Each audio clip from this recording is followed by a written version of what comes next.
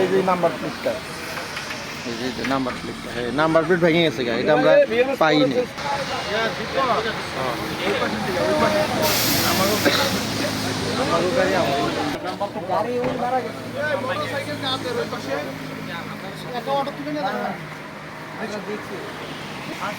ওই পাশে মোটরসাইকেল আপনাদের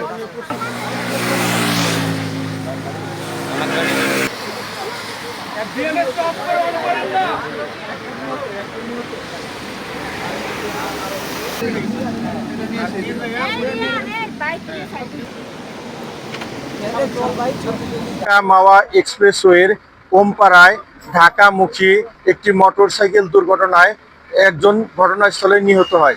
নিহতকে উদ্ধার করে হাইওয়ে পুলিশের কাছে হস্তান্তর করা হয়েছে।